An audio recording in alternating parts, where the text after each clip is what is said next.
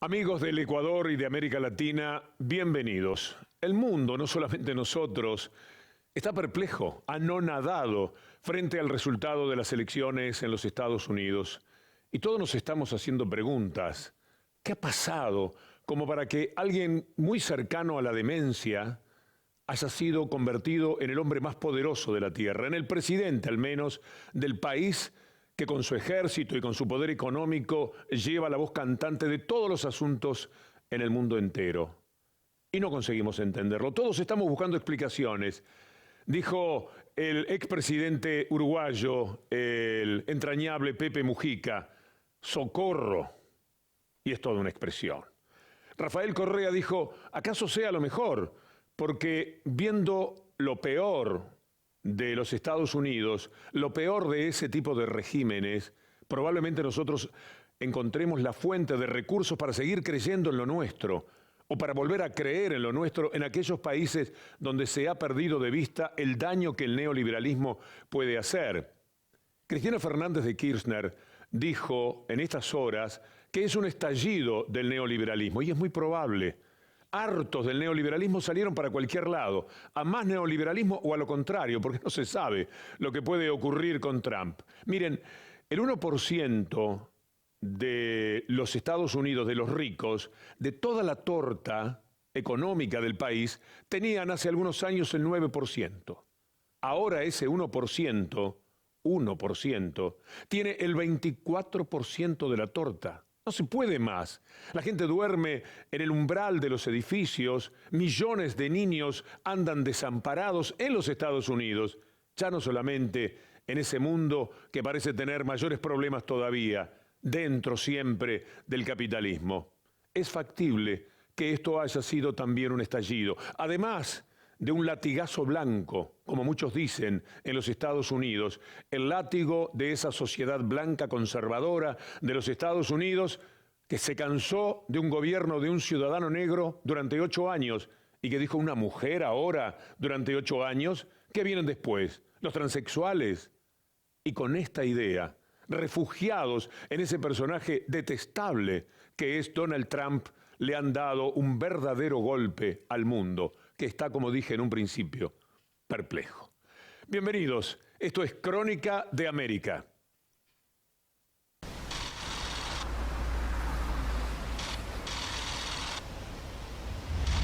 El empoderamiento popular, el empoderamiento de las libertades, el empoderamiento de los derechos.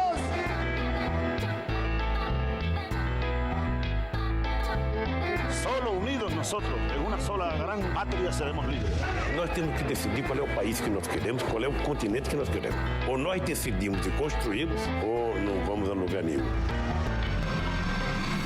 Ganhou Macri. A perda do cargo da senhora Presidente da República. Ya no es solo un intento de restauración conservadora, se trata de un nuevo plan Cóndor.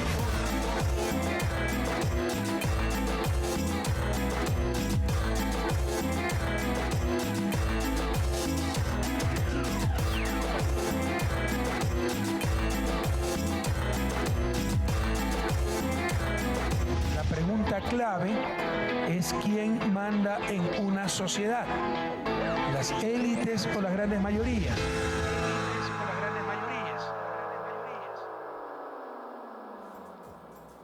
Y es verdad, la pregunta clave es quién manda. A veces pensamos en el poder político. Es casi imposible que sea más poderoso que el poder real. Y muchísimas veces ese poder político además le pertenece al poder real. Y cuando desde el poder político los líderes se levantan contra el poder real, contra los que verdaderamente mandan, tenemos los conflictos que se han dado últimamente en la región. Ya les dije a ustedes el placer que me da compartir este programa con mi amiga Cintia García.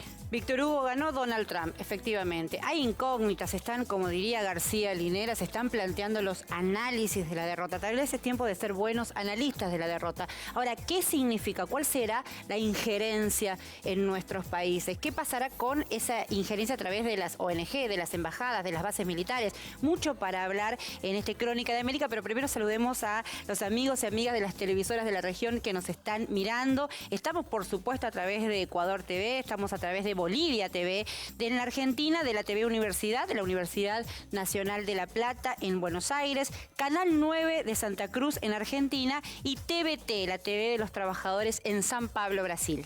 Y el tema siempre es como eje el neoliberalismo y el daño que provoca. Una de las cosas de las que se puede presumir desde la Argentina hoy día, que en materia política es un espejo que adelanta. Lo que aquí está sucediendo y también en Brasil es lo que le espera seguramente a aquellos países que abracen otra vez este proceso de retorno de los sectores conservadores y neoliberales en la política. Les vamos a contar el desarrollo de nuestro programa de hoy.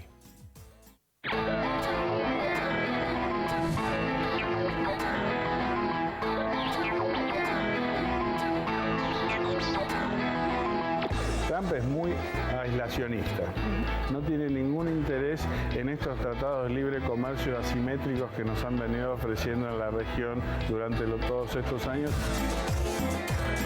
En nuestro concepto de soberanía, somos un gobierno soberano con un sano nacionalismo, como también lo tiene Estados Unidos. Tener soldados extranjeros del solo patrio afecta a la soberanía. Nuestro principal socio comercial, Estados Unidos. Tenemos que abrir nuestra economía. No estamos aquí ofreciendo cosas que no hemos demostrado. O governo dos Estados Unidos espionou a presidente Dilma. Dilma Rousseff como alvo direto de espionagem da NSA. It's never been a good bet to bet against the United States of America. I will build a great wall on our southern border, and I will have Mexico pay for that wall. ¿Qué se puede esperar de un hombre que dice lo que escuchamos en el comienzo del programa? Yo le puedo pegar un tiro a una persona en el medio de la ciudad, creo que dijo la Quinta Avenida, y no voy a perder ni un voto. Qué pobre opinión que tiene de los votantes de Estados Unidos. Y hace bien. Con esos pobres votantes de los Estados Unidos es que tenemos una especie de loco al frente del mundo. Pero ¿qué pasa en Argentina, Víctor Hugo? Nuestro informe de Argentina recorriendo el territorio. Macri volvió a la década del 90. En muchos sentidos tal vez esto es peor que la década del 90, pero en las relaciones con los Estados Unidos, por ejemplo, el 24 de marzo pasado recibió a Obama sin los organismos de derechos humanos. Sabés que se conmemora, y le contamos a los amigos y amigas, los 40 años se conmemoraron del último golpe de Estado de la dictadura cívico-militar. Esa, entre otras cuestiones, Argentina, Estados Unidos y la injerencia.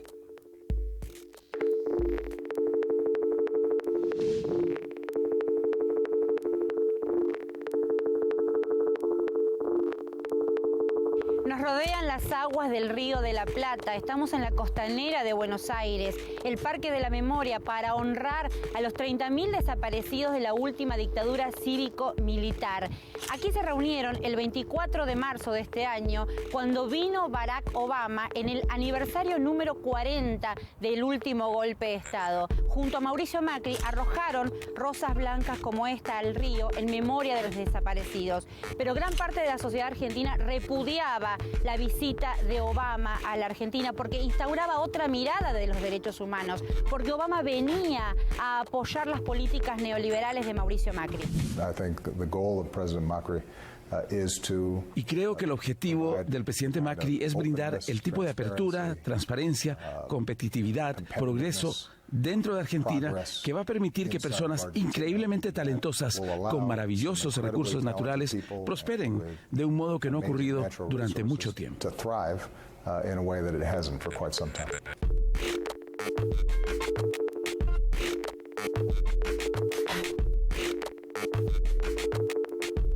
No es la primera vez que un presidente visitaba la Argentina. Ya en la década del 90, el entonces presidente Carlos Menem recibió a George Bush y a Bill Clinton. Por supuesto, venían a instalar y a apoyar las políticas de privatización y desmantelamiento del Estado de la inefable década del 90, que dejaría un saldo de una generación perdida. The benefits to the people that have accrued from the privatization that he courageously undertook.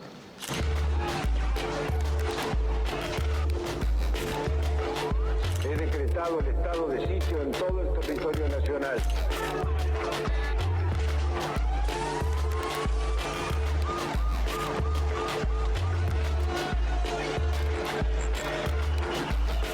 La siguiente visita fue en 2005, cuando George Bush vino para instalar el ALCA en la Argentina y en la región. Pero eran otros tiempos. Habían empezado los gobiernos populares de la región a frenar esos intentos de injerencia. Nuestro continente en general y nuestro país en particular es prueba trágica del fracaso de la teoría del derrame. Alca, alca, al carajo.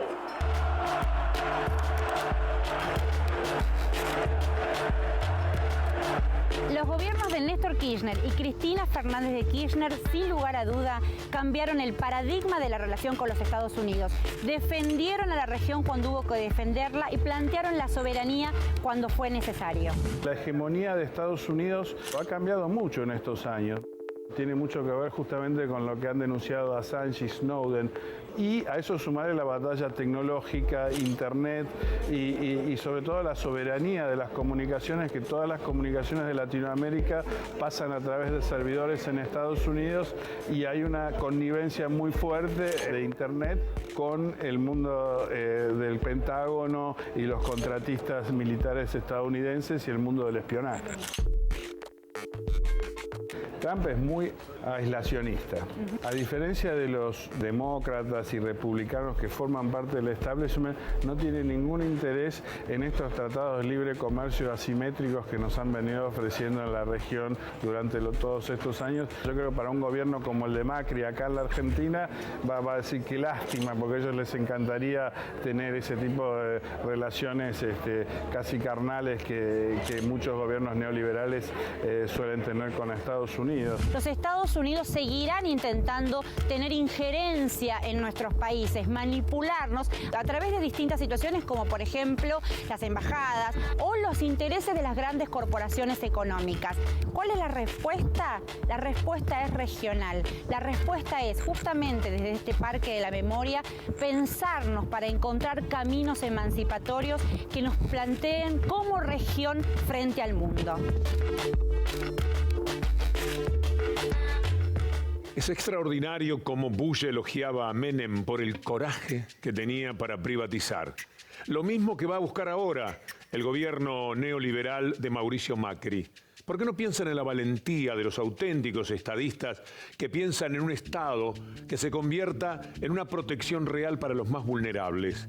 Porque el Estado privatizando se saca de encima sus responsabilidades, deja todo en manos de los privados, que hacen una gran diferencia para ellos, pero que dejan al pueblo expuesto siempre a las peores necesidades.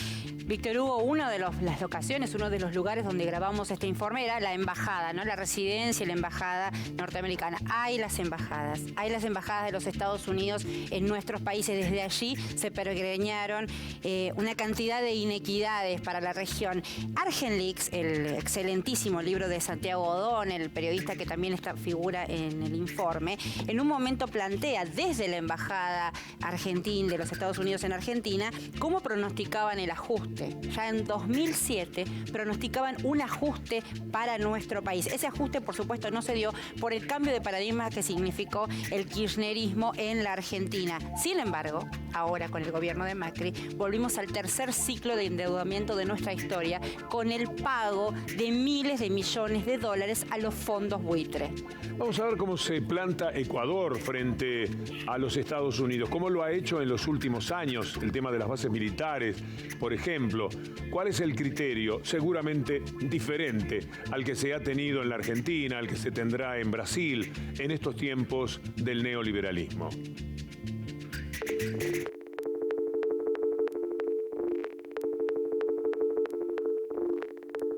Estamos asumiendo las responsabilidades que nos corresponden en el restablecimiento del equilibrio económico.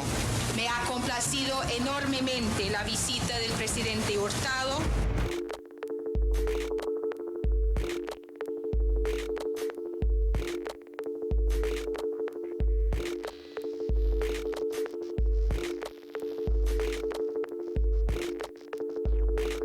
Nosotros le hemos dicho que queremos convertirnos en el mejor amigo y aliado de los Estados Unidos. Las imágenes que vimos corresponden a la época previa al mandato de Rafael Correa, en la que existía, algunos dirían, hasta devoción hacia Estados Unidos, cuya política injerencista era evidente, tanto en el plano político, económico y de defensa, llegando a tal punto de ceder territorio sobre pretexto de la lucha contra el narcotráfico, para que Estados Unidos tenga su propia base militar en Manta. Realmente todos los hechos conducen a pensar, por ejemplo, que en Angostura la nave que bombardeó el suelo ecuatoriano salió de la base de Manta. No se puede probar, pero todo el mundo especula en ese sentido. El gobierno norteamericano fue el primero en felicitarse por la violación a nuestra soberanía territorial. El gobierno de Rafael Correa no solamente que enfrentó la crisis de Angostura, sino que además les dijo a los norteamericanos que tenían que salir con su base de Manta. En nuestro concepto de soberanía, somos un gobierno soberano con un sano nacionalismo, como también lo tiene Estados Unidos. Tener soldados extranjeros del suelo patrio afecta a la soberanía. Vamos a respetar el convenio, pero en el 2009, cuando fenezca dicho convenio, sencillamente no lo vamos a renovar. ¿Dónde está el problema? La hegemonía de Estados Unidos se muestra también a través de los mecanismos de presión económica dirigidos por el FMI y el Banco Mundial, entidades que desde su origen cuidan los intereses de la potencia mundial y que en nuestro país llegaron hasta a tener sus propias oficinas dentro de las entidades estatales. La muestra de esto es el viaje de Lucio Gutiérrez, quien luego de declararse el mejor amigo de Estados Unidos, firma lo que expertos denominan la más vergonzosa carta de intención para obtener créditos del FMI. Y sugiere una serie de medidas que sobre todo iban enfocadas a eliminar subsidios, a cobrar más impuestos, a generar estabilidad en el presupuesto del Estado, pero producto siempre de empobrecer al pobre y seguir generando ventajas para las clases privilegiadas. Usted llegó a echar del país cuando era ministro de Economía, sí, al representante del Banco Mundial en Quito. Pero yo expulsé a ese señor por entrometerse en política nacional porque los dólares servían como chantaje. Usted hace eso, es lo que usted está diciendo, los condicionamientos. Hace esto o no le doy la plata. Eso es inaceptable para nosotros. La palabra soberanía no tenía significado para los gobiernos del pasado. Una tendencia que se transforma con la nueva política exterior que se estrena con la llegada de Rafael Correa, marcando así un antes y un después con varios momentos cumbre, empezando por la construcción de una nueva constitución en 2008 en la que se establecen protección de derechos y límites a las relaciones con otros países. El gobierno del Ecuador ha decidido considerar a la señora como una persona no grata para el gobierno nacional y hemos pedido que abandone el país en el menor tiempo posible. Realmente es una falta de profesionalismo terrible esta embajadora Hodges y que siempre odió al gobierno, porque tendrá 30 años de experiencia, pero se quedó hace 30 años en sus análisis, ¿no? En la época de la Guerra Fría. O estás con Estados Unidos o estás contra Estados Unidos. Antes había una intervención directa y descarada, ahora está solapada a través de esas ONG, que son las que están trabajando a favor de Estados Unidos y en contra del gobierno soberano del Ecuador. Ecuador logró superar en estos últimos 10 años la injerencia política y económica de Estados Unidos. Sin embargo, en el próximo proceso electoral de 2017 participarán dos personajes que estuvieron inmersos directamente en estos acuerdos económicos con el Fondo Monetario Internacional y que significaron medidas en contra del pueblo ecuatoriano. Se trata del banquero Guillermo Lasso y de Mauricio Pozo, junto a otros sectores que también prometen estos acercamientos. Nuestro principal socio comercial, Estados Unidos. Tenemos que abrir nuestra economía. No estamos aquí ofreciendo cosas que no hemos demostrado. Ya lo hicimos. Ahí estuvo el Ecuador, ahí están los resultados y eso es lo que queremos hacer ahora. Desde Quito, Ecuador, reportó para Crónica de América, Sofía Montoya. De lo que hablan los auténticos líderes siempre es de soberanía, la soberanía entendida como la suma de nuestras dignidades. Pero volvamos a Sofía en lo muy interesante que nos ha contado de la relación de Ecuador con los Estados Unidos, ahora que Trump es el presidente. Nos gustaría conocer en toda América cuáles han sido las reacciones en Ecuador. Víctor Hugo, luego del triunfo de Trump hay escepticismo sobre lo que podría cambiar en la relación con Ecuador. Por un lado, el embajador Top Chapman ha mencionado que no habrán cambios sustanciales, aunque no está seguro de su continuidad en la misión diplomática. De su parte, los analistas ponen la mirada en nuestros compatriotas que viven en Estados Unidos, ya que el discurso del presidente electo es poco amigable con los migrantes. Y aunque ven sorpresivo el triunfo de un personaje atípico, creen que se debe a la necesidad de la clase media estadounidense de dar un mensaje en contra del establishment. Mientras tanto, el gobierno de Ecuador, en breves líneas, felicitó al pueblo estadounidense por la realización de las elecciones presidenciales, legislativas y de gobernadores, a la vez que manifestó el deseo de mantener relaciones basadas en el respeto mutuo con la nueva administración, recordando que la posición de la política exterior ecuatoriana ha sido en los últimos años la defensa de su soberanía, evitando la intromisión de otros gobiernos en su política interna. Víctor Hugo, esta intromisión en la región, lo que habla Sofía Montoya, el impacto, la relación de los Estados Unidos tiene que ver con la deuda externa, con los planteos de endeudamiento, con las recetas neoliberales. Voy a darte un dato de Ecuador, hablábamos de la Argentina y el pago a los fondos buitres. Ecuador hay un dato impresionante. En 2006 el presupuesto estatal dedicado a la deuda externa era del 24%. En 2011 del 7%. Bueno, más o menos estas eran las cifras de la Argentina, cómo se parecen nuestros países. Y otra vez estamos volviendo a un endeudamiento en la Argentina que es récord en el mundo entero. Yo no sé para qué se llega a ministro de Economía, a altas dignidades en el Estado, si todo lo que saben hacer es pedir dinero. Después de pagarle a los fondos buitres, la Argentina ya duplicó, para cubrir su déficit, ya duplicó la deuda. La que tenía antes, que era muy poca y que no tenía gravitación en el presupuesto. En el futuro, el 25% de lo que sean las decisiones para el año siguiente en materia económica estarán impregnadas de la necesidad de pagar los intereses de la deuda, porque nunca es pagar la deuda, nada más que los intereses, el 25%. Entonces, ¿después qué queda? Para salud, para educación, para ayudar a las pequeñas empresas para que den trabajo. Te voy a dar un dato. El presupuesto argentino de este año, el pago de los intereses de la deuda supera el presupuesto en educación. Pagar los intereses en la Argentina, el neoliberalismo, invertirá en 2016 el doble de lo que fue en el 2015 y en el 2017 prácticamente estará llegando al triple de lo que era hace apenas un año y medio. Es decir, piden prestado, gobiernan con ese facilismo, hacen sus negocios, porque el mundo de los bancos y de los bonos siempre es un gran negocio y lo pagarán las próximas generaciones.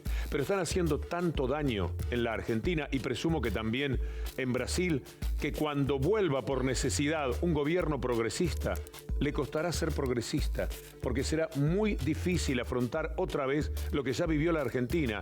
Cómo pagar la deuda que ahora se está contrayendo contra esos buitres que tienen el ejército más poderoso del mundo y leyes que nos llevan por delante y que por supuesto cobran a como dé lugar. De todas maneras cobran. La fuga de capitales es una cara tremenda, además de este endeudamiento. ¿Nos vamos al segundo bloque? Sí, lo vamos a hacer con una pequeña salida de Trump. Después vamos a tener una presencia mucho más grata, la del periodista Joe Goldman, en nuestro programa. Esto es Crónica de América.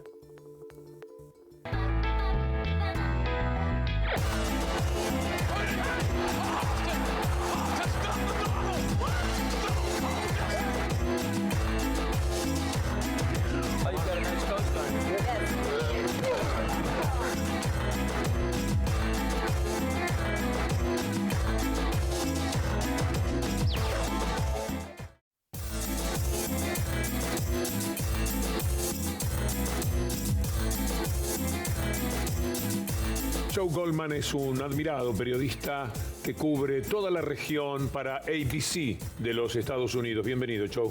Un placer, Víctor Hugo y Cintia. ¿Tenés muchos amigos en Ecuador?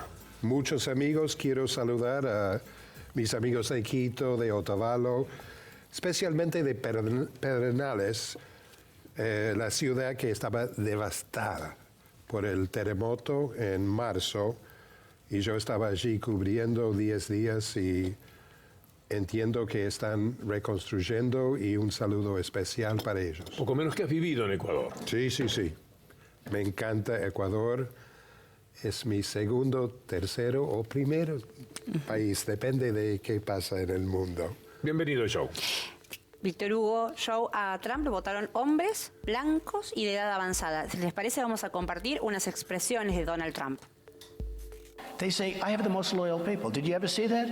Where I could stand in the middle of Fifth Avenue and shoot somebody and I wouldn't lose any voters, okay? It's like incredible. No, they say, Trump, we love you too, man. Mexico sends its people, they're not sending their best. They're bringing drugs, they're bringing crime, they're rapists, and some, I assume, are good people. I would build a great wall, and nobody builds walls better than me, believe me. And I'll build them very inexpensively. I will build a great, great wall on our southern border, and I will have Mexico pay for that wall. Mark my words. Don, come back again. Y el gringo nos quiere cobrar el muro. Dile que no, pinche gringo racista. Pues no te pagaremos nada. Mientras habla Donald Trump, veo a Joe y advierto que sufrís muchísimo. Sí, todavía no incorporo la situación y qué va a pasar, y yo creo que tengo muchos amigos, familia, que estamos pensando qué hacemos con que es increíble pensar que ganó Donald Trump. Punto. Bueno, la gente está saliendo a las calles en los Estados Unidos, en distintas ciudades, especialmente en Nueva York, no lo pueden creer. Bueno, en Nueva York, en la ciudad, votaron tipo 80-20 en contra de Trump. ¿Por qué? Porque estafó tanta gente Donald Trump en New York. ¿Cómo va a ganar? ¿Cómo va a ganar? Yo, por ejemplo, no lo votaron los latinoamericanos poco, aunque un 28%, no sé, hay que analizarlo. Los afroamericanos lo votaron en un 8%. Pero la pregunta es, tal vez sea una incógnita, ¿no? ¿Cómo va a reaccionar Trump frente a la región, ¿no? Esta idea de la injerencia de los Estados Unidos en la región y de ser el patrio trasero. Bueno, en general, la política de Estados Unidos en la región ha sido, olvidamos de la realidad. No hay política en la región. ¿Eso va a cambiar? Yo creo que no. Yo creo que Trump va a olvidar, como todos los otros presidentes de los últimos tiempos de América Latina. ¿Va a invadir un país? No sé si va a invadir Venezuela, si baja su apoyo. Yo creo que nadie sabe qué va a hacer este hombre. No es que tenemos un roadmap, tenemos una situación donde sabemos dónde va. Es posible que no lo sepa Trump. Claro. Es decir, claro. Trump es uno hoy y puede ser otro mañana. ¿No se está mostrando como un señor muy correcto en estos días después de haber ganado? Un poquito, pero lo que están pensando, según los diarios, como su gabinete es un grupo de gente, no de la ultraderecha, de una franja media loca, media, no sé, medio chiflado. Suele decirse Dream Team. ¿Cuál sería la palabra contraria a Dream para mencionar el team de...? Nightmare. Nightmare, que es como pesadilla. Un equipo de pesadilla. Asumo, después me lo escribís bien para pronunciarlo lo más correctamente que pueda, porque me gusta la idea. Es el equipo de la pesadilla. Bueno, está Giuliani, por ejemplo. Claro. Que se puede mencionar que en un país como México, Giuliani hizo negocios con seguridad. Básicamente fue un robo de su empresa de seguridad. Y en Argentina también está con Massa, Giuliani. Es un hombre muy peligroso, muy peligroso, y puede ser el fiscal general del país. Sí, se hizo prestigioso, entre comillas, limpiando a Nueva York con los peores argumentos imaginables por parte del Estado. En algún sentido, el asombro que expresa Joe y que expresan los analistas tiene que ver con que se empiezan a analizar la derrota. Es parecido al asombro que tal vez sentimos aquí en Argentina cuando ganó Macri las elecciones. Le preguntaron a Macri qué pasaría si en una hipotética antes de que ganara Trump, y Macri dijo, bueno, yo lo llamaría mi amigo, ¿no? Y tal vez hay que pensar, como plantea Santiago Donel, y tenemos un material para compartir de Santiago Donel. Debo decir, entre paréntesis, que Macri de todas maneras antes había dicho que era un loco, un psicópata, Donald Trump. Ahora está tratando de arreglarla. Sí, porque porque hizo negocios. Vos viste que Macri y la familia de Macri le compró, hizo negocios cuando Macri era joven, ¿no? Eran aquellos tiempos de Macri padre, Macri hijo. Santiago Donel plantea, y los invito a compartirlos y a los amigos y amigas que nos están viendo, que hay que pensarlo más allá de la xenofobia, más allá del racismo, más allá de ese voto blanco. Me parece que es muy simplista decir Estados Unidos lo votó a Trump porque en el fondo los americanos son todos racistas y todos xenófobos y este hombre les permitió expresarse como realmente son. Yo creo que muy por el contrario, tanto el Partido Demócrata como el establishment americano, como Hillary Clinton, dejaron muchas vulnerabilidades y mucha de la gente que votó a Trump la votó por otras razones. Es cierto que dijo, sí, este tipo será un racista, será esto, pero además no queremos que otra vez, digamos, los últimos 30 años, de los 24 fueron gobernados por una persona que se llamaba Bush o Clinton. No queremos más de eso. Estamos cansados de la gente de Washington, de los arreglos. Queremos que venga alguien de afuera, que puede ser por izquierda un Bernie Sanders o termina siendo Trump por afuera. Yo creo que no es casualidad que los estados que ganó Bernie Sanders en el cinturón industrial del Midwest de Estados Unidos, en las grandes ciudades industriales que votaron por Sanders en la primaria, lo votan a Trump después en la elección general. Y tampoco creo que se puede desprender este fenómeno de la votación del Brexit, de la votación en contra del acuerdo de paz en Colombia, donde todos los encuestadores, digamos, todas las instituciones apoyan una cosa y la gente, con tal de no ir con la convención, no ir con lo políticamente correcto, no ir con lo que todos esperan, solo para sacudir un poco el tablero y para decir no queremos que nos lleven como ovejas a algo con lo cual no estamos de acuerdo, y para marcar, digamos, la distancia, la enorme distancia que hay hoy, me parece, entre los liderazgos políticos y sus representados, se ha dado esta serie de resultados inesperados donde personas que son totalmente por fuera del sistema político, o las respuestas antisistemas, tanto por derecha o por izquierda, terminan imponiéndose. No podemos hablar de Grecia, por Syriza, de Podemos, podemos hablar de UKIP en Gran Bretaña, de la extrema derecha neonazi en Alemania. Digamos, los ejemplos creo que están en todo el mundo. Estamos muy de acuerdo, Joe, me parece, con Santiago Donel. Sí, Santiago hace bien su óptica. Es todo muy triste que si hago una lista de las cosas que dijo Trump durante la campaña, que son cosas que en una campaña, una situación normal, uno nunca diría. Hay centenares de cosas. Unos ejemplos, cuando él dice que él sabe más que los generales de cosas militares. Él, que dijo que John McCain, el ex candidato a presidente republicano, que fue prisionero de guerra en Vietnam, era un cobarde. Ahora, son cosas que normalmente en una elección, un ciclo normal, el candidato tiene que renunciar. Y hay mucho más cosas. ¿Por qué no le tocó?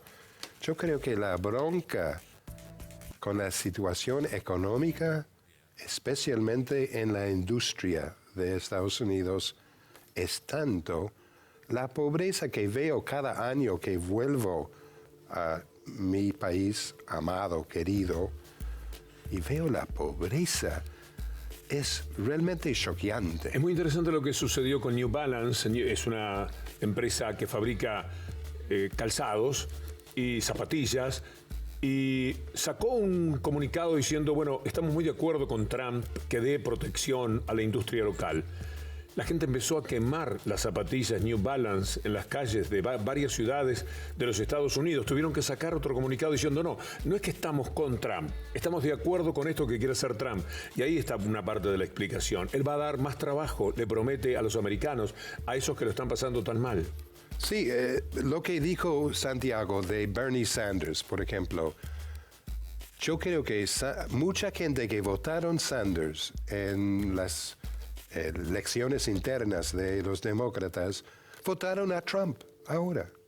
Y no tiene explicación normal que uno es de izquierda, socialista, y otro es, no sé, es Donald Trump. Bueno, por eso es estar más loco que Trump. Pero la situación de esa gente es realmente tan mal que pueden hacer ese tipo de cambio. Salvo que lo pensaran como lo ha dicho Rafael Correa, que dice lo peor. Mejor lo peor, porque viendo lo peor vamos a afirmarnos en las convicciones contrarias. Eso es una vuelta de tuerca muy interesante. Sí, yo espero que la gente que votaron a Trump pensaron así, pero creo que no pensaron así. Pensaron que el agujero negro es más seguro que la política que están sufriendo hace 3 décadas. Hay quienes dicen que es un latigazo blanco. Un latigazo a la América gobernada 8 años por un negro que no querían una mujer, ahora 8 años. Michael Moore creo que jugaba con la idea. Después que vienen transexuales, es decir, esa América conservadora y blanca que no soporta lo que ha ocurrido en estos últimos años. Y ahí encontraron en Trump, en ese demente, un refugio. Yo creo que va más allí, que mucho de la gente que votaron a Trump también votaron a Obama en 2008, 2012, que Obama representaba una esperanza de cambio. El hecho que desde la situación económica catastrófica de 2008, la recuperación llegó al top 1%, en cifras increíbles, y a nadie más. El hecho que ni un banquero quedó preso hizo que la gente tiene una bronca, tanta bronca para votar a Donald Trump, para entrar el agujero negro. Hay que decirlo, Hillary no era una buena candidata, ¿no? Ese sería el planteo. ¿Qué va a pasar crees vos, con el TTP, ¿no? Con ir hacia la Alianza del Pacífico, con el que tampoco estoy muy de acuerdo porque era erosivo y plantea un regreso al ALCA en nuestra región y demás, pero Trump se plantea aislacionista? Yo voy ahora a Perú la semana que viene. Voy a Perú para la conferencia de APEC y eso va a ser muy interesante. ¿Qué va a decir Obama en esa conferencia? ¿Cómo va a hacer política cuando atrás viene la política 180 grados diferente? O por lo menos en la campaña, eso fue lo que dijo Trump, que no va a seguir, va a tratar de anular NAFTA. Entonces es una política diferente y creo que Estados Unidos va a tener que cambiar su política de TPP. Me provoca una leve sonrisa verte triste, en el sentido de que tu comentario está más en tu corazón que en lo que uno puede explicar en estos momentos. Yo creo que después de este viaje voy a Perú, voy a Chile, voy a tener más tiempo para pensar y tratar de entender lo que está pasando en mi país. Y estarás aquí con nosotros nuevamente. Será un gusto, Joe. Muchas gracias. Nos vamos del bloque con una foto, que fue una foto, hay que decirlo, tomada en la campaña, una selfie con Hillary Clinton. Sin embargo, ahí vemos la foto, está Hillary saludando y la gente que se enfoca a sí misma para la selfie, en realidad es una metáfora de este cambio de paradigma, de las espaldas que le dio el electorado norteamericano a Hillary Clinton. De alguna manera hay que decir que Hillary es la responsable también de la derrota. Tuvo 6 millones de votos menos que Obama. Trump ganó con menos votos que el anterior candidato republicano, pero la que bajó muchísimo es Hillary. La que nunca convenció es Hillary Clinton. Nos vamos a la pausa y ya estamos con ustedes en Crónica de América.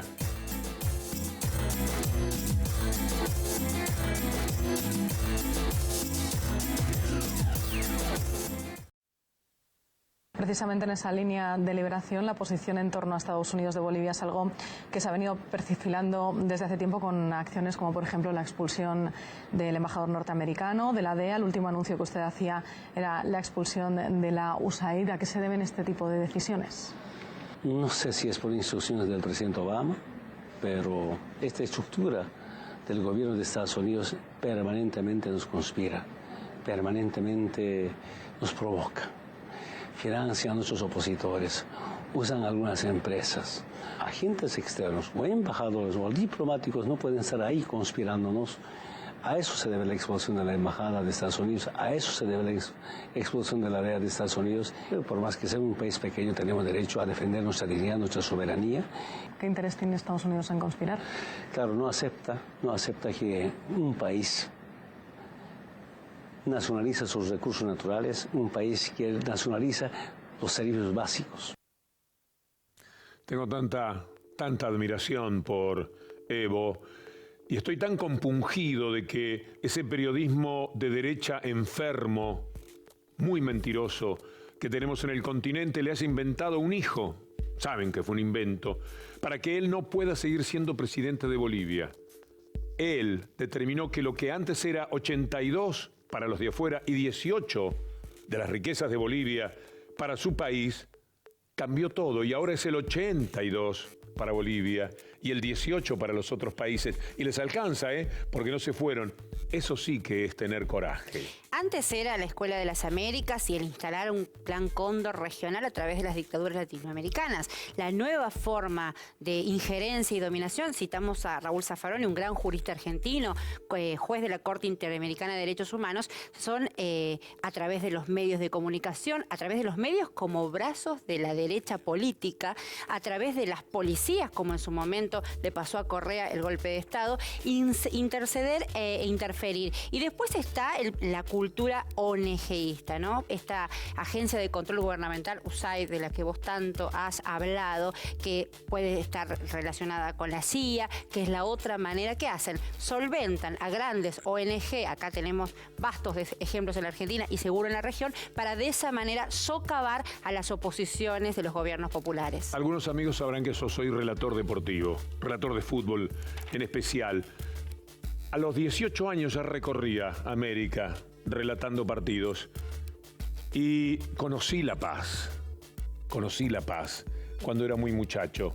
Y ver que ahora los paseños andan por el aire en sus aerocarriles y se comunican desde el alto, donde está el aeropuerto, con la ciudad, y ganan tiempo y ganan horas en un aparato muy pero muy sofisticado que le permite andar por el cielo a los bolivianos, que eso lo haya hecho un hombre que ahora no puede seguir por las mentiras del periodismo, a mí me parte el corazón. Pero bueno, esta es una consideración extra con relación a lo que dijo Evo Morales. ¿Qué vamos a hacer ahora? Te voy a invitar a ver un video, un material que nos manda The Intercept Brasil. Es una plataforma digital de periodismo de investigación. Es la plataforma Víctor Hugo que publicó los documentos relevados por Edward Snowden. Le agradecemos a Caio Mota, periodista amigo de Brasil, que nos hizo la articulación. O governo dos Estados Unidos espionou a presidente Dilma. Dilma Rousseff como alvo direto de espionagem da NSA. It's never been a good bet to bet against the United States of America. Pudemos conversar muito sobre temas de interesse do Brasil e dos Estados Unidos. Dilma Rousseff adiou a visita de Estado que faria a Washington. Informações de alto valor econômico e estratégico estiveram na mira da espionagem. A Câmara autoriza a abertura do processo de impeachment da presidente Dilma Rousseff. Nós não vamos parar por aí. Já estão encomendados. Acaba de chegar. para quem comete crime de responsabilidade, perda definitiva do seu mandato. Condenada à perda do cargo de presidente. Nós temos a convicção de que não há crime de responsabilidade fiscal. Nós votamos exatamente pela questão da governabilidade. Prometo cumprir a Constituição. Eu vou escrever um livro do impeachment, eu vou contar, obviamente, tudo que aconteceu no impeachment. Porque tem uma coisa interessante nesse golpe, eles confessam o golpe. Sugerimos ao governo que adotasse as teses que nós apontávamos. Como isso não deu certo, não houve adoção, instaurou-se um processo que culminou agora com a minha efetivação como presidência da República. It's never been a good bet to bet against the United States of America. Como lo dice Joe Biden, parece un actor. Nunca fue una buena idea meterse con Estados Unidos. Y no es verdad. Lo que ocurrió fue que Estados Unidos se metió con Brasil. Lo que sucedió es que Estados Unidos, por sus intereses económicos, espiaba al gobierno de Brasil. Y cuando Dilma lo supo, Dilma dijo, no voy a reunirme con Obama. Se negó a ir a los Estados Unidos en un viaje que ya tenía previsto. Eso es lo que nunca le perdonaron. A eso llama Joe Biden meterse con los Estados Unidos. Nunca debieron hacerlo. Sí, hay que hacerlo. Hay que plantarse con otro criterio soberano, aunque cueste caro y aunque haya que aceptar la caída y después levantarse otra vez una y mil veces, pero nunca aceptar el mandato de ellos que tan solo nos sienten el patio trasero de la vida de los Estados Unidos. Pero además Víctor Hugo fue Joe Biden el primero que felicitó al gobierno de Michel Temer, o sea, lo calificó de un gobierno legítimo cuando sabemos que es un golpe de Estado. Después lo hizo Macri, ¿no? El país de la región que también lo hizo. Y es el rol de los Estados Unidos frente al golpe de Estado de Dilma. Acá hay una ecuación de conexión de cómo las derechas intentan avanzar en la región. ¿Sabes qué? Preparando el programa estaba leyendo el libro Territorios Vigilados de Thelma Luzani. Y hay un eje que además hemos transitado durante el programa que tiene que ver con las bases militares. Argentina tiene la base militar en Malvinas, pero el resto de los países de la región no tienen bases militares. Bolivia no tiene bases militares, Brasil no tiene bases militares y por decisión de los gobiernos populares de la región que se desendeudaron y decidieron que nuestros territorios no iban a ser territorios vigilados. Hay algo más fuerte que los militares hoy día y es el periodismo neoliberal. El periodismo de la derecha, porque inocula un veneno, un odio tan grande en la sociedad, sobre todo en los sectores de la derecha, que cuesta muchísimo vivir y hacen aceptables todo lo que ellos traicionan. La derecha solo es democrática cuando es oposición, nunca cuando es gobierno. La derecha solo habla de república cuando no está en el mando, pero se olvida de la República apenas asume el poder. ¿No saben ustedes la vergüenza que en ese sentido es el gobierno de Macri en la Argentina? ¿Y que pueden hablar de república o de democracia en Brasil, donde dieron ese golpe que llamamos blando, pero que tanto duele, que tan duro fue? ¿Qué pueden decir de república y de democracia? Y la otra palabra, populismo. ¿Qué pueden decir ellos de aquellos gobiernos que se ocupan del pueblo, de los más vulnerables, cuando ellos lo único que hacen es transferencia de recursos de los que menos tienen a los que más tienen, como ya está sucediendo en la Argentina, donde el decil, el 10% más rico, tenía en el 2003 33 veces lo que el 10% más pobre. Los gobiernos hasta el 10 de diciembre bajaron esto a 18 veces.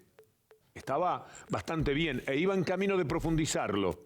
Pues ahora nuevamente estamos en 23 veces. El 10% más rico tiene 23 veces lo que recibe el 10% más pobre.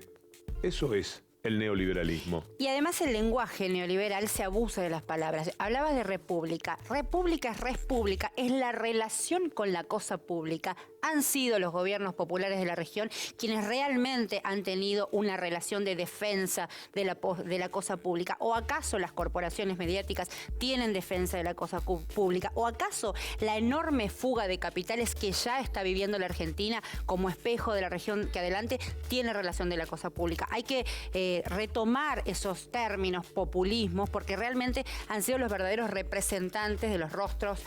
Además, son nuestro parámetro de respuesta. respuesta, ¿no? Los periodistas tenemos que saber cuál es nuestro parámetro de respuesta. Y nuestro parámetro de respuesta son las clases trabajadoras de la Argentina y de la región. Lo que están haciendo en Argentina y en Brasil con el neoliberalismo es llevarse por delante todo lo que proclaman habitualmente. A ustedes les costará creer que una de las primeras decisiones de Macri, ya en la segunda semana, fue designar 2 jueces de la Corte Suprema a dedo. Hubo tal repulsa que tuvieron que echar un poco hacia atrás. Y lo tuvieron que hacer vía el Senado, como correspondía, a través de la Constitución. Igual hicieron trampa. Generaron en los gobernadores del resto de las provincias, o de la mayoría, la gran necesidad económica de aceptar lo que fuera. Y entonces se dieron el gusto de poner en la Corte Suprema los republicanos del gobierno de Macri, los demócratas del gobierno de Macri, a 2 personas designadas ante sí, per se, por el actual presidente de la República en Argentina. Extorsionando a un poder ejecutivo que extorsiona a gobernadores y al Congreso mismo. ¿Nos vamos a ir con un corto? Sí. Te propongo que veamos este cortometraje, lo realiza un grupo de cineastas, se llama Momo y es el nombre de este grupo de cineastas que, no sé si lo viste. Cineastas uruguayos, sí lo vi. Cineastas uruguayos de una productora uruguaya, solo que se realizó en México, pero es imperdible. Vamos a ver un pedacito, no podemos adelantar el final, pero les pido por favor que no se lo pierdan.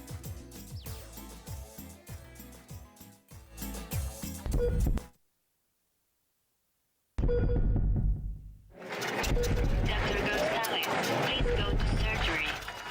Dr. Gonzalez. Where's Dr. Gonzalez?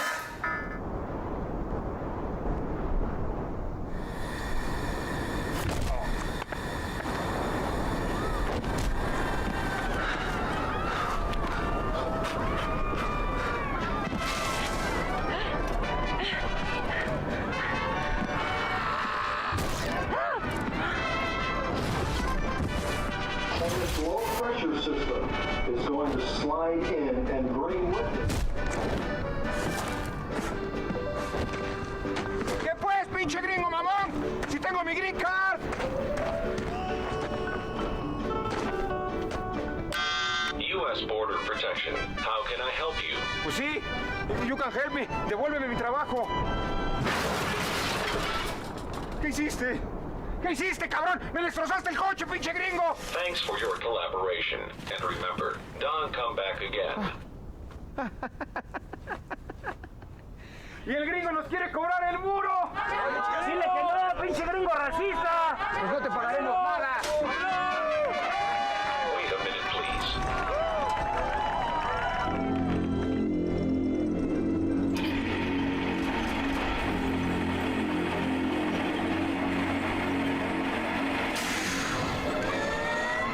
Señor Trump, mire, somos gente honrada y solo queremos pedirle que...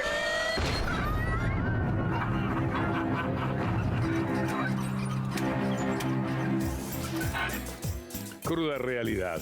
Nos estamos despidiendo. Mamón es el nombre de este corto de la productora uruguaya Aparato. El director es Alejandro Damiani. Está libre de derechos en las redes sociales, en YouTube. Y hablando de redes sociales, le vamos a pedir, como siempre, como ya es costumbre en Crónica de América, el hashtag es América. Y a través de las redes sociales y de ese hashtag podemos estar interconectados. El programa en realidad lo terminan ustedes, lo redondean con sus opiniones, con sus criterios, ayudándonos a pensar en esta América siempre vulnerable, pero siempre digna, si es posible. Amigos, hasta el próximo encuentro en Crónica de América.